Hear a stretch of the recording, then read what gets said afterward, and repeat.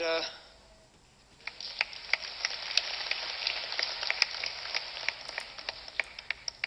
I don't have any question or doubt as such, because Islam is the only truth in this universe.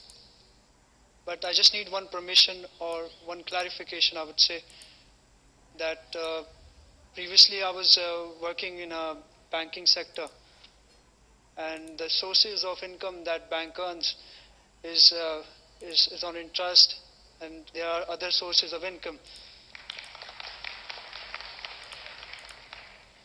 So should I continue with the banking industry or not? There was a question that Alhamdulillah accepted Islam yesterday, and he works in a bank and the source of income is based on interest. So can he continue? Brother, if you're working in a conventional bank which deals with riba, which deals with interest, then working in a conventional bank is haram. Allah says in the Quran in Surah Baqarah chapter number 2 verse number 270 and 279 that give up your demands of riba. If you give up not your demands of interest, then take notice of a war from Allah and His Rasul. So dealing in riba is a major sin. Working in a conventional bank is haram. What I would request you that you can join any Islamic bank. In UAE, in Dubai, mashallah, there are many Islamic banks. These Islamic banks do not work on the basis of riba on interest. They work on the Islamic Sharia principles of profit and loss. You should leave this conventional bank and join Islamic bank which is based on the Islamic Sharia. Do we have any reverts from the mic on the right-hand side? On behalf of this non-Muslim friend, it's like he's told me to ask Sir Dr. Zakir Naik that in Quran, para number 15, ruku number 9, ayat is written as وَقُلْ جَاءَ الْحُقُّ وَجْهَكَ الْبَاطِلِ إِنَّ الْبَاطِلَ كَانَ جَهُوَّا. So he's want to know this related to Mahdi alayhi salam or what? The brother has quoted a verse of the Quran, but the reference was wrong. The correct reference is Surah Isra chapter number 17 verse number 81, which says وَقُلْ جَاءَ الْحَقُّ وَزَهَقَ الْبَاطِلِ إِنَّ الْبَاطِلَ كَانَ زَهُوقًا. That's it. It is Surah Isra chapter number 17 verse number 81, which means that tell them truth has arrived and falsehood perished, for falsehood is by its nature bound to perish.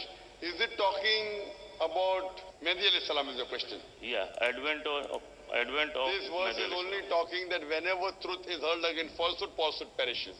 It's not talking about Mahdi alayhi salam. It's just talking that whenever truth and falsehood, when they compete, always truth will win. So therefore you have to be on truth, not on falsehood. It's nothing to do with Mahdi alayhi salam. It's just a general rule of the Quran, of Allah subhanahu wa ta'ala, that truth will always prevail over falsehood. Hope that answers the question. So one more clarification.